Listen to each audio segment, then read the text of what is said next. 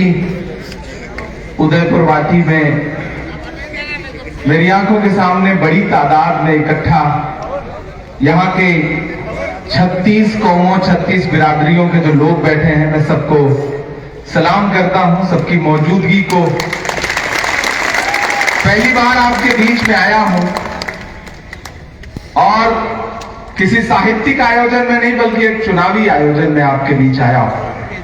भगवान राम जी जब वहां से आ रहे थे तो जैकेट पहन रखी थी, लेकिन जब स्टेज पे आए तो जैकेट उतर चुकी थी, सिर्फ कुर्ता था। ये विनम्रता है इनकी, ये सादगी है इनकी, जो बहुत कम नेताओं में देखने को मिलती है। मैं सबसे पहली बात तो आपको बधाई दूंगा कि कांग्रेस पार्टी ने आपको एक विनम्र, सादा मिजाज और शरीफ प्रत्याशी आपके झोली में डाला है। अब आप सबका दायित्व बनता है कि बहुत फरेबी नेताओं को जिता करके आप विधानसभाओं में और लोकसभाओं में पहुंचाते हैं, लेकिन कोई अच्छा व्यक्ति आए तो फिर आपका दायित्व बनता है कि उसे भी सहेजिए। चरागों के सफर में दबदबा हो आंधियों का तो फिर अंजाम जुल्मत के सिवा कुछ भी नहीं होगा। चरागों के सफर में दबदबा हो आंधियों का तो फिर अंजाम जुल्मत के सिवा कुछ भी नहीं होगा। ये दुनिया नफरतों के आखिरी स्टेज पर है, इलाज इसका मोहब्बत के सिवा कुछ भी नहीं होगा। उदयपुर वाटी वालों, 25 नवंबर को आपको जा करके ईवीएम की कतारों में खड़ा होना है और राजस्थान के भविष्य का फैसला करना है। राजस्थान का भविष्य, एक भविष्य वो है जहां राजस्थान सरकार की कल्याणकारी योजनाएं आपके सामने हैं। मैं देश की पार्लियामेंट में बैठता हूं, मैं राज्यसभा का सदस्य हूं। कांग्रेस पार्टी ने मुझ जैसे युवा को 34 साल की उम्र में देश की सबसे बड़ी पार्लियामेंट में बिठाया। मैंने वहां बैठ के देखा है, मैं हेल्थ कमेटी का, स्टैंडिंग कमेटी का मेंबर हूं पार्लियामेंट की। मैं बड़ी समझदारी और जिम्मेदारी से ये बात कह रहा हूं कि जब हमारी कमेटी बैठती है तो उस कमेटी में अलग अलग दलों के सदस्य होते हैं, अलग अलग दलों के, उसमें सत्ताधारी पार्टी के भी लोग होते हैं। तो जब स्वास्थ्य सेवाओं को लेकर के देश में देश के बड़े अधिकारियों और सांसदों के बीच में आपस में बातचीत होती है तो भारतीय जनता पार्टी तक के सांसद ये कहते हैं कि देश में चिरंजीवी योजना से अच्छी योजना स्वास्थ्य को लेकर कोई नहीं है। ये मैं पूरी ईमानदारी से कह रहा हूं। एक पार्टी है जो आपसे रोड शो करके, सभाएं करके धर्म और जाति के नाम पर वोट मांग रही है। एक पार्टी है कांग्रेस जो आपसे कह रही है कि हमने जो कल्याणकारी योजनाएं लागू की हैं उसकी बुनियाद पर, उसके आधार पर हमें वोट दीजिए, हमारी सरकार बनाइए। मैं उदयपुर वाटी में खड़ा होकर ये कह रहा हूं कि हमने सहराओं में हासिल किए आसानी से, सहरा का मतलब होता है रेगिस्तान, हमने सहराओं में हासिल किए आसानी से, तुम समंदर में भी रहकर न मिले पानी से। ये सियासत के दिए सबके हवाले न करो, मुल्क जल जाता है एक शख्स की नादानी से। उदयपुर वाटी वालों, ये चुनाव बहुत महत्वपूर्ण चुनाव है, ये चुनाव बहुत अहम चुनाव है। एक तरफ प्रधानमंत्री जी आकर के राजस्थान के अलग अलग जगहों पर रोड शो कर रहे हैं। हालांकि भाजपा के पास प्रदेश में मुख्यमंत्री का कोई चेहरा नहीं है। उन्होंने प्रदेश अध्यक्ष बनाया सीपी जोशी जी को, तो हालत यह हो गई कि भाजपा के कार्यकर्ता उन्हें पहचानते ही नहीं। वो अपने वाले सीपी जोशी के बजाय हमारे वाले सीपी जोशी की फोटो लगाते हैं। ये हालत है, उनके पास कोई चेहरा नहीं है। प्रधानमंत्री जी तो ऐसे घूम रहे जैसे आने वाले दिनों में प्रधानमंत्री का पद त्यागेंगे और मुख्यमंत्री का पद स्वीकार करेंगे। खुद चेहरा बन के घूम रहे, राज्य में कोई भी चेहरा नहीं है उनके पास, न चेहरा है न योजनाएं हैं, सिर्फ धर्म, जाति और नफरत की बातें। मैं आपसे ये कहने आया हूं कि हमने नफरत बहुत झेल ली। उदयपुर वाटी वालों, आपने भी झेल ली है, लेकिन देश को शांति की जरूरत है, प्यार की जरूरत है, मोहब्बत की जरूरत है, सुकून की जरूरत है, चैन की आवश्यकता है। ये सब रहेगा तब तो विकास के बारे में सोचेंगे। भाजपा का कोई भी नेता प्रधानमंत्री से लेकर के उनका प्रत्याशी तक अगर आपसे विकास योजनाओं की बात करता हुआ मिले तो बताइए मुझे। नहीं, वो क्या बात करेंगे? हिंदू, मुसलमान, सिख, ईसाई, इसके अलावा उनके पास बात करने के लिए कुछ नहीं है। कांग्रेस का नेता खड़ा होगा तो हमारा शीर्ष नेतृत्व से लेकर के हमारे प्रत्याशी तक आपके बीच में जाएंगे, आपकी सेवा की बात करेंगे, मोहब्बत की बात करेंगे, प्रेम की बात करेंगे। हमारा जो सबसे बड़ा नेता है राहुल गांधी जी, वो कन्याकुमारी से कश्मीर तक 4000 किलोमीटर पैदल चलता है। किस लिए? क्या नारा लगाता हुआ कि नफरत छोड़ो भारत जोड़ो, नफरत छोड़ो भारत जोड़ो। 4000 किलोमीटर पैदल चलते हैं वो। 4000 किलोमीटर का मतलब समझते हैं आप? प्रधानमंत्री जी कहते थे राहुल गांधी तो शहजादे हैं, राजकुमार हैं। मैं तो प्रधानमंत्री जी से कहता हूं कि प्रधानमंत्री जी, आप जिसे राजकुमार कहते थे, शहजादा कहते थे, वो हिंदुस्तान की सड़कों पर 4000 किलोमीटर एक टी शर्ट और एक ट्राउजर में चलता रहा, लोगों को गले से लगाता रहा, प्रेम की बात करता रहा। लेकिन आप खुद को फकीर कहते हैं, लेकिन आपने तो 10 लाख का सूट पहना और 8500 करोड़ के विमान में घूम रहे हैं। आपकी कथनी और करनी में बड़ा अंतर है। प्रधानमंत्री जी पार्लियामेंट में हम लोग के सामने खड़े होते हैं तो कहते हैं बताइए कांग्रेसियों आपने 70 साल में किया क्या? एक दिन हम बैठे थे सामने, प्रधानमंत्री जी भाषण दे रहे थे पार्लियामेंट में, बोले बताओ कांग्रेसियों तुमने 70 साल में किया क्या? तब तक खड़गे जी पलट के हमारी तरफ देख के बोले इमरान मत बताना, ये जो बता दोगे उसको भी बेच देंगे, इनका काम सिर्फ बेचने का है, बेचने के अलावा इनके पास कुछ भी नहीं है। और मैं उदयपुर वाटी में खड़ा होकर एक बहुत बड़ी बात कहता हूं, मीडिया के साथी से नोट करें, जो भारतीय जनता पार्टी अपना चलाया हुआ 2000 का नोट 7 साल नहीं चला सकी, वो हमसे 70 साल का हिसाब मांगती है, 70 साल का हिसाब मांगती है हमसे।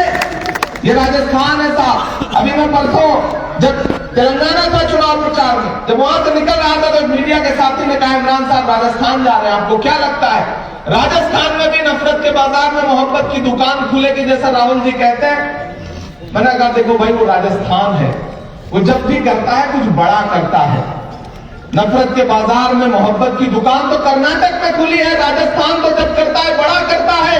वो दुकान नहीं खोलेगा बल्कि नफरत के बाजार में मोहब्बत का शोरूम खोलेगा। वैसे राजस्थान पे आपके बीच में खड़ा हूं और आपसे ये कहना चाहता हूं, हमारे जो प्रत्याशी हैं भगवाना राम जी सैनी साहब, हम इनका स्वागत भी करते हैं और आपसे ये कहने आए हैं कि ये निहायत ही शरीफ और समर्पित व्यक्ति हैं। यहां मौजूद हमारे जिला अध्यक्ष दिनेश जी, हमारे सुधींद्र जी, संदीप सैनी जी, हमारे बीच में बिटिया यहां पे बैठी हुई है शर्मीन मंसूरी, जो बेटी बचाओ बेटी पढ़ाओ की ब्रांड एम्बेसडर है, गुलाम हुसैन साहब, जमालुद्दीन जी, फौजी सूबेदार साहब, सलीम खान साहब। मैंने सुना है यहां पड़ोस में ही धनूरी गांव भी है जो शहीदों का गांव कहा जाता है। रविंद्र गुलाना जी यहाँ पे हम बैठे हुए हैं, बाकी भी जो साथी बैठे हैं जिनका नाम मेरे पास तक नहीं आ सका, वो यूथ कांग्रेस के हों, एनएसयूआई के हों, महिला कांग्रेस से जुड़ी हुई हमारी बहनें हों या फिर मेन कांग्रेस के लोग हों, और हमारा साथी हमारा भाई जिग्नेश मेवानी, मदरसा बोर्ड के चेयरमैन एमडी चोपदार साहब। सच में मुख्यमंत्री जी ने विशेष रूप से हम लोगों को कहा कि आप उदयपुर वाटी जाइए, क्योंकि हमने बहुत सोच समझ के प्रत्याशी दिया है। यहां के जो एक बाकी प्रत्याशी हैं वो डायरी लेके घूम रहे हैं। मुख्यमंत्री जी को भी लगा हुआ है डायरी वाले के मुकाबले में शायरी वाले को भेजो तो ज्यादा ठीक है। वो डायरी लेके घूम रहे हैं, हम शायरी लेके घूम रहे हैं। उनकी डायरी में झूठ लिखा हुआ है, हमारी डायरी में सच्चाई है, हमारे शायरी में मोहब्बत है, प्यार है। अच्छा, और तो और देखो, हम बचपन से कहावत सुनते रहे ना, पहुंची वहीं पे खाक जहां का खमीर था। प्रकृति में व्यक्ति को उसी तरह की जगहों पे ले जाती है। जब आप धोखा देते हैं, जब आप भटकते हैं, तो प्रकृति भी उनको कहां ले गई? शिवसेना के पास ले गई, लेकिन असली वाली शिवसेना के पास नहीं ले गई। किसके पास ले गई? नकली वाली शिवसेना के पास ले गई, एकनाथ शिंदे के पास ले गई।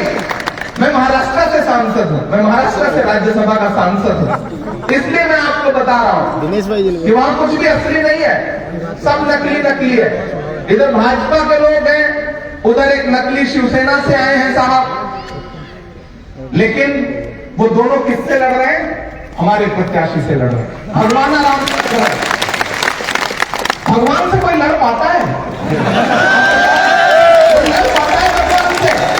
नहीं लड़ पाता ना, ये लोग भी नहीं लड़ पाएंगे। बस ये 23 तारीख तक भाषण देंगे, उसके बाद 25 तारीख को आप उनके भाषणों का जवाब देंगे।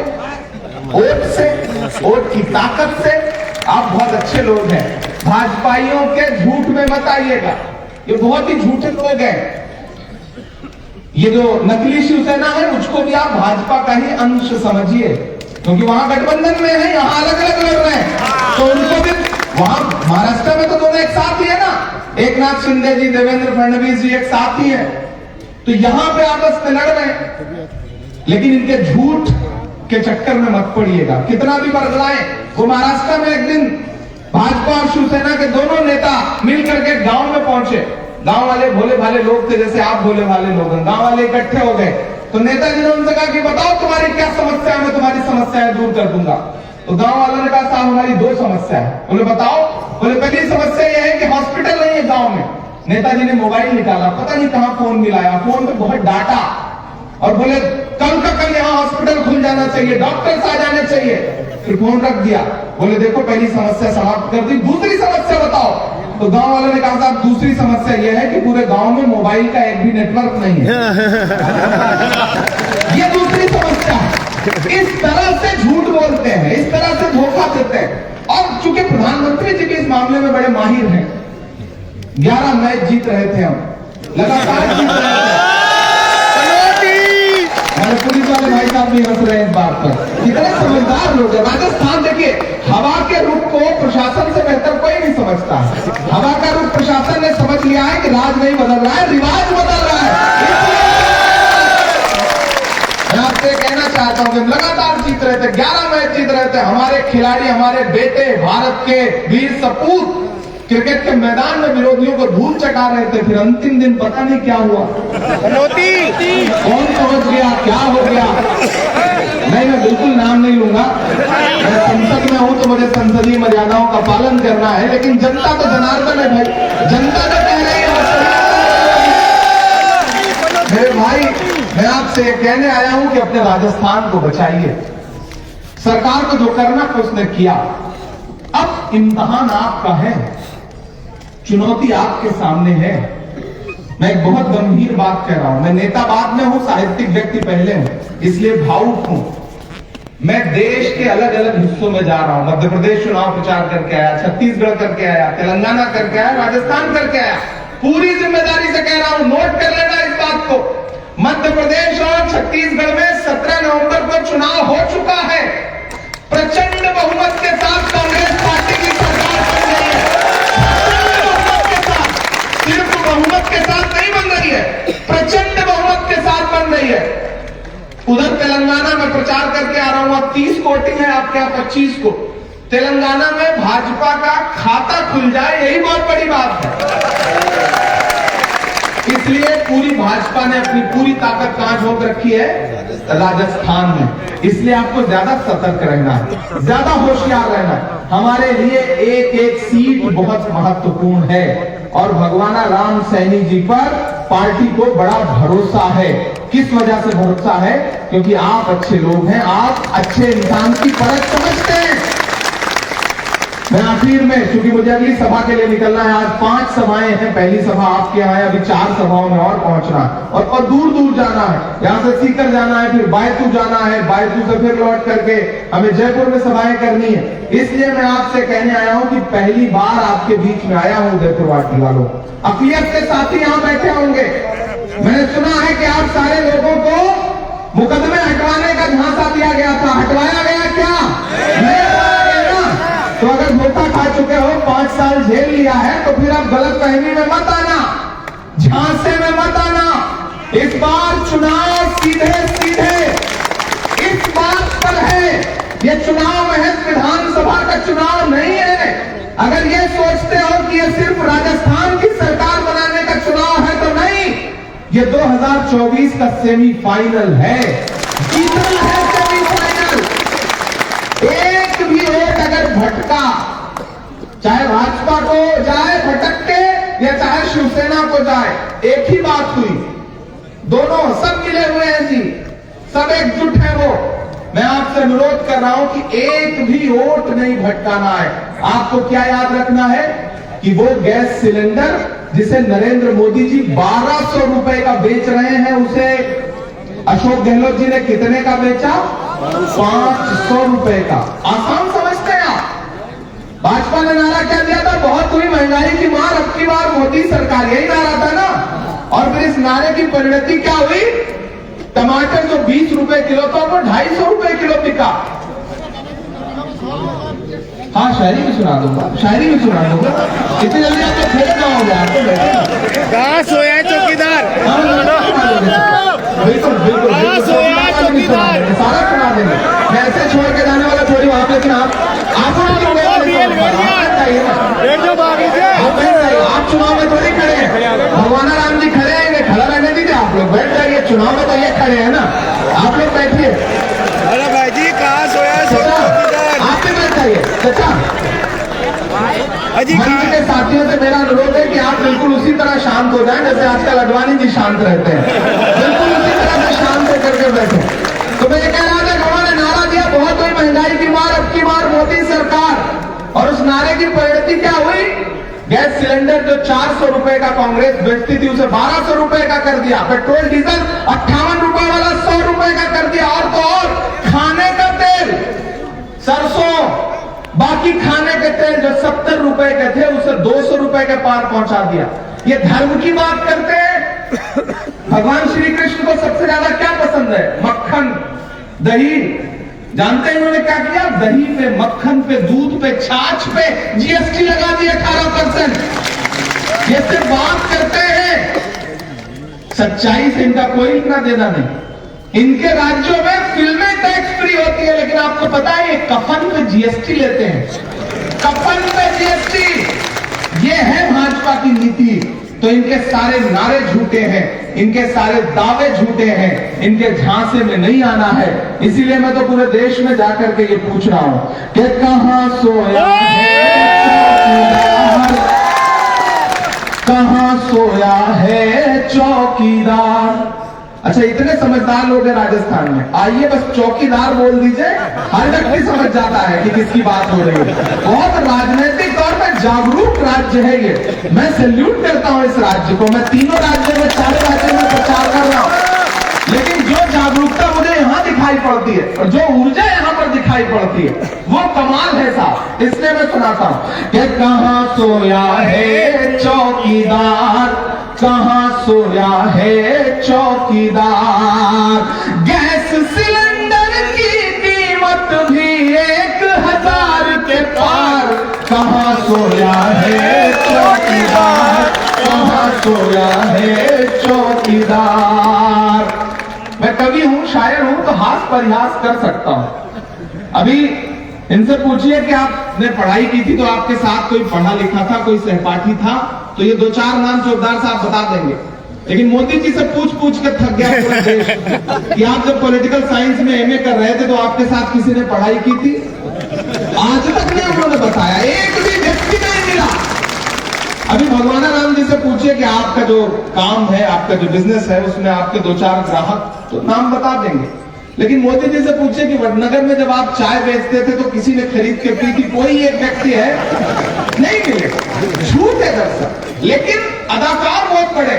जब रोहित वेमुला हमारा भाई, उसने आत्महत्या की सरकार की नीतियों की वजह से और पूरा देश थू-थू करने लगा, तो मैंने देखा एक दिन प्रधानमंत्री जी किसी सभा में बिल्कुल भावुक हो गए, आंसू निकल आए, रुमाल निकाल लिया उन्होंने। मुझसे किसी साथी ने मीडिया के कहा, इमरान साहब आप क्या बोलेंगे? मैंने कहा भाई वो किसी शायर का शेर है इस अदाकारी पे कि वो अब तिजारती पहलू निकाल लेता है, मैं कुछ कहूं तो तराजू निकाल लेता है, मैं इसलिए भी तेरे फन की कद्र करता हूं, तू झूठ बोल के आंसू निकाल लेता है। कलाकार आदमी है, लेकिन ये तो राजस्थान है साहब, यहाँ तो पहले से ही जादू कर रहे हैं, यहाँ बाकी कलाकारों की कहां चल रही है? यहाँ कलाकारी नहीं चलती, यहाँ जादूगरी चलती है। और सबसे बड़ा जादूगर तो आपके पास है ही नहीं। पंक्तियां पढ़ रहा हूं कि कहां सोया है चौकीदार, कहां सोया है चौकीदार।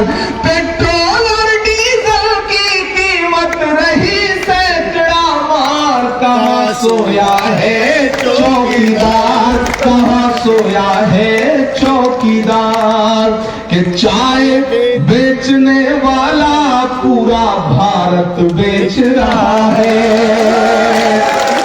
इसी काम में हासिल उसे महारत बेच रहा है, कि रेल बिक गई, तेल बिक गया, बिका हवाई अड्डा। जो अगली बनते हैं उस पर आपकी तालियां उठनी चाहिए, कि रेल बिक गई, एडवांस में नहीं, 25 तारीख में जाकर वोट देना है, अभी पहले नहीं दे देना है, कि रेल बिक गई, तेल बिक गया, बिका हवाई अड्डा, सब कुछ बिकता देख के खुश हैं अपने जेपी नड्डा। जनता महंगाई की मारी करती हाहाकार, कहाँ सोया है चौकीदार, कहाँ सोया है चौकीदार। लेकिन इस भाजपा की लाई हुई महंगाई को कौन समाप्त करेगा? राजस्थान की सरकार करेगी। वो 1200 रुपए का गैस सिलेंडर बेच रहे थे, हमने 500 का बेचा, और कल हमने एक नया बात किया है कि वही गैस सिलेंडर अब 500 का नहीं बल्कि 400 रुपए का देंगे। सीएनजी योजना जो 25 लाख रुपए की योजना थी, कब कांग्रेस ने क्या ऐलान किया कि हम इसको बढ़ा करके 50 लाख। उधर गुवाहाटी वालों, क्या शानदार योजना है। और एक योजना, मैं पढ़ा लिखा व्यक्ति हूं इसलिए कह रहा हूं, सरकार ने ऐलान किया है कि हम राइट टू एजुकेशन के अंतर्गत ला करके 12वीं तक के जो प्राइवेट स्कूल हैं उसमें भी 12वीं तक की शिक्षा फ्री करवाएंगे। ये बहुत बड़ा ऐलान है, ये बहुत बड़ा ऐलान है। 4 लाख सरकारी नौकरियां और 10 लाख रोजगार पैदा करेंगे।